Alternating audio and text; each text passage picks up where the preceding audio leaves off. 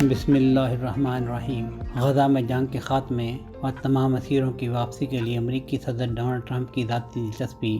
مصر میں پیر کے روز سے شروع مذاکرات کے نئے دور کو پچھلی تمام ناکام کوششوں سے مختلف بنا سکتی ہے، کیونکہ اسرائیلی وزیر اعظم نتنیاہو اور دیگر انتہا پسند یہودی سیاستدانوں کی سازش کو ناکام بناتے ہوئے ٹرمپ نے نتنیاہو کو اپنے 20 نکاتی عمل منصوبے پر منوعاً عمل کرنے کا پابند کر دیا ہے۔ مذاکرات میں شرکت کے لیے امریکی صدر کے خصوصی ایلچی اسٹیو وٹکاف اور ٹرمپ کے داماد جیرارڈ کشنر مصر پہنچ چکے ہیں۔ ساتھ ہی خلیل الحیہ کی قیادت میں حماس کی ٹیم بھی مصر میں موجود ہے۔ شرم الشیخ میں بالواسطہ مذاکرات کا پہلا دور مکمل ہو چکا ہے، جس میں پہلے مرحلے پر فوری عمل درآمد پر اتفاق کے بعد حماس نے زندہ اور مردہ یرغمالیوں کی فہرست ثالثوں کے ذریعے اسرائیل کو فراہم کر دی ہے، جبکہ حماس کے ذرائع نے عرب میڈیا کو بتایا ہے کہ حماس نے اسرائیلیوں کی لاشیں جمع کرنا شروع کر دی ہیں اور مصر کے ذریعے مشن کو مکمل کرنے کے لیے مخصوص علاقوں میں فضائی بمباری روکنے کی درخواست کی ہے۔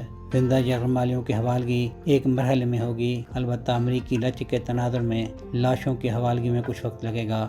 حماس کو قطر کے ذریعے امریکی ضمانتیں ملی ہیں، جس میں غزہ کی پٹی سے اسرائیلیوں کے مستقل انخلاء کی شرط بھی شامل ہے۔ حماس نے بین الاقوامی نگرانی میں فلسطینی مصری کمیٹی کو ہتھیار دینے پر رضامندی ظاہر کی ہے اور امریکہ کو اس سے آگاہ کر دیا گیا ہے۔ اس سے قبل اتوار کو ٹرمپ نے کہا کہ اسرائیل اور حماس کے درمیان غزہ میں جنگ ختم کرنے کے لیے ان کا طے کردہ معاہدہ اسرائیل کے لیے بھی ایک عظیم سمجھوتہ ہے۔ انہوں نے حماس کی اس رد عمل کا بھی خیر مقدم کیا، جس میں تنظیم نے ان کے 20 نکاتی منصوبے کے بیشتر حصوں سے اتفاق کیا، جن میں جنگ کا خاتمہ اور اسرائیلی یرغمالی افراد کی رہائی کے بدلے فلسطینی قیدیوں کی رہائی شامل ہے۔ پیر کے روز امریکی چینل کو دیے گئے انٹرویو میں جب ٹرمپ سے پوچھا گیا کہ کیا اسرائیلی وزیر اعظم بمباری روکنے اور امریکہ کے وسیع تر ویژن سے متفق ہیں، تو امریکی صدر کا کہنا تھا کہ ہاں۔ ٹرمپ کے مطابق انہیں توقع ہے کہ جلد ہی معلوم ہو جائے گا کہ آیا حماس امن کے لیے سنجیدہ ہے یا نہیں۔ ادھر اسرائیلی وزیر اعظم نتنیاہو نے قوم سے خطاب میں کہا ہے، اسرائیل غزہ کے اندر فوج تعینات کر کے تدبیراتی طور پر اہم علاقوں کا کنٹرول جاری رکھے گا۔